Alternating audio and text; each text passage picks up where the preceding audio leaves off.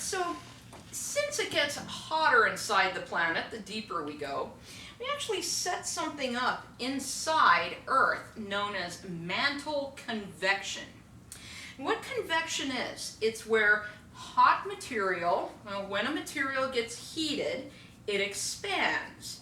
And expanded material is less dense, so it rises. In fact, you see this all the time if you see a hot air balloon. The air inside the balloon and outside the balloon is compositionally no different. The only thing is, inside the balloon, they've heated the air, so the air has expanded and become less dense, so the hot air balloon rises. So that's a rule to remember about materials is, when they get heated, they expand, become less dense, and rise. So because of that, inside Earth, in the mantle, we get mantle convection. And convection is the process of hot material rising and cooler, more dense material sinking. So what happens then, down here, where the mantle and the core interact, that's going to be the hottest area. So the mantle material is going to heat up, become less dense, and rise. But then it gets up here towards the edge of the planet, where it's a whole lot cooler. It is going to contract, become more dense, and more dense material sinks. So inside Earth's mantle, we have this slow but constant convection occurring. And like I said, in our next lecture, we're going to see why that convection inside the Earth is very important. All right, another thing that's going to become an important piece of our puzzle in the next lecture is going to be Earth's magnetic field. Now, I want you guys to realize I am seriously simplifying this. There's a whole lot more that's not even understood about Earth's magnetic field, but we're going to do this just kind of in a very simple way. We consider the Earth a geo-dynamo. If you ever hear this term, geo-dynamo, this basically is letting you know that flowing metals in the outer core, remember the outer core is liquid, so as Earth spins, the metals inside there flow, and flowing metals generate an electrical current. And electrical currents can produce a magnetic field. Think about electromagnets, right? That's basically Earth. We have this kind of the electromagnet. And the reason we have that is because of those flowing metals in the outer core. So basically, Earth becomes an electromagnet with a north and a south pole. And what that means is, if we have Earth here, the north pole is here, the south pole is here. So the magnetic field flows out of the south pole, around the planet, into the north pole. That's why if you have a magnetic compass, it points north. It's lining up with the flow of the magnetic field. But of course, the magnetic field gets more complicated than that. Polarity can reverse. What does that mean? Well, instead of behaving like today, where the magnetic field flows out of the South Pole into the North Pole, when you get this reversal, the field flows out of the North Pole into the South Pole. And so your magnetic compass then would line up pointing to the south. And this is the part where I usually get students asking two big questions. One of them is, why does this happen? And the answer is, it probably has to do with the way the metals are flowing in the outer core, but we don't exactly know.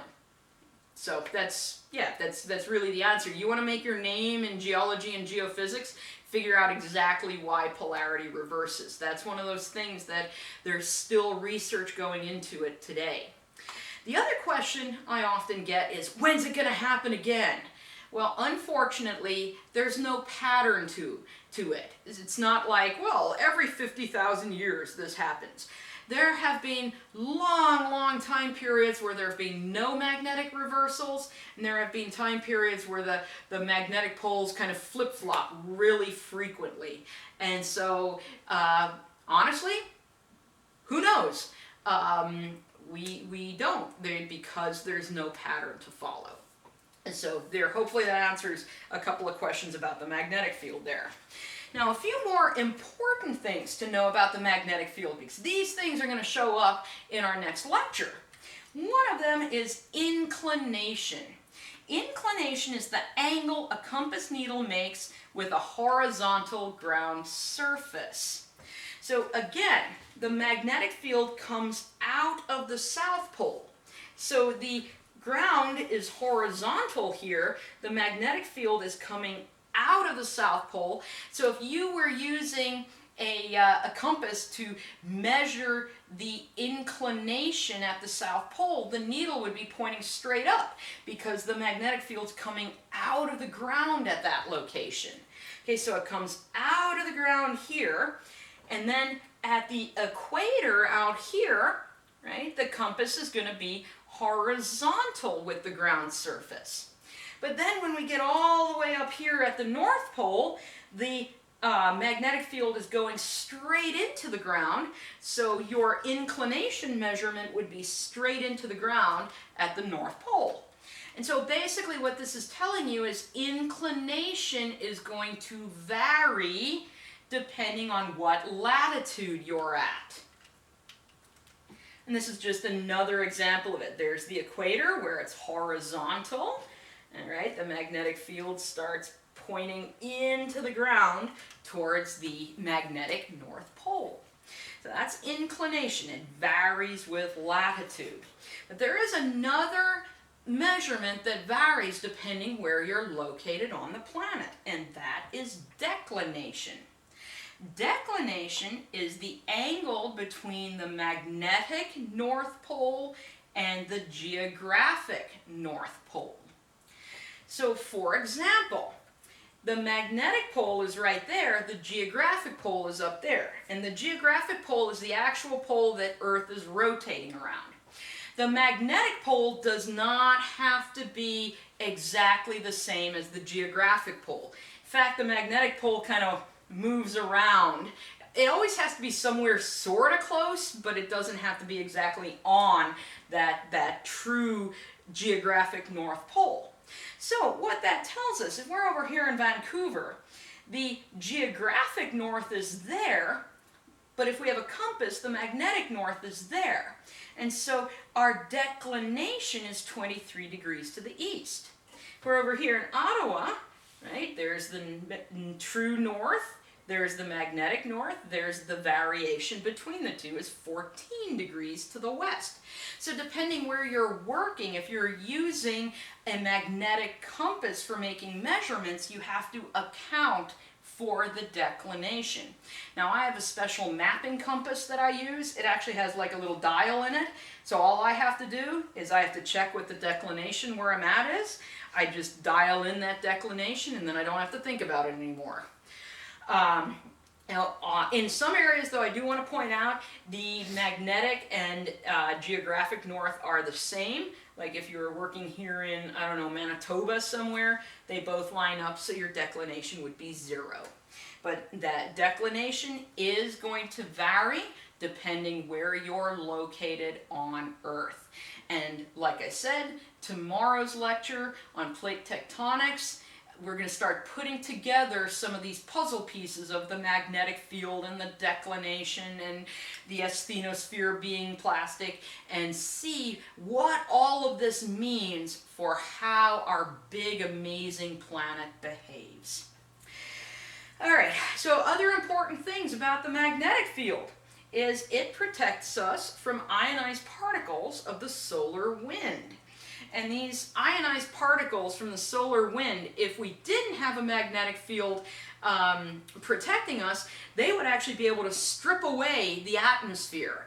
And the magnetic field also protects us from various other things that would just not be, these things could also, you know, cause like mutations and things in us. So definitely good having that magnetic field shielding us from that incoming solar particles. Now, a pretty thing created by this are the aurora. The aurora borealis, the northern lights, and the aurora australis, the southern lights, are created because of Earth's magnetic field.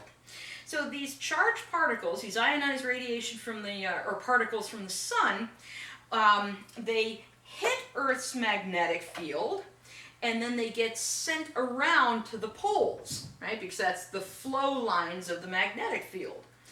And this focuses these charged particles towards the poles, and they excite the gases of the atmosphere in the poles.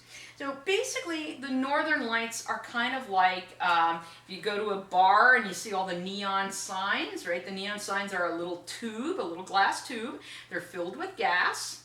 And you turn on the sign, electricity zaps those gases in that little tube, and it makes them glow because they've gotten excited. The electrons in there get excited. And the magnetic field focuses these solar particles at the poles, and those excite those gases, making them glow like a neon sign, making the northern and southern lights, like what we see right here. And so the magnetic field is important, it protects us, but it also gives us some absolutely beautiful sights that we can see. And this is the random picture of the day. That is my truck. I do still own it. I once was like, I don't know, sitting in the doctor's office or something like that, and I was reading some random magazine because I was bored, and it said in there, it had some kind of article that said like the average American gets 2 flat tires in their lifetime. And I think that's a crock of bull, because maybe Americans get a whole lot less flat tires than the average Norwegian, but 2 seems like a really low number to me. But anyway, that's just another day in the field working with my old truck, and I'll see you next time. It's going to be plate tectonics, and we're going to put a lot of these pieces together into another epic story.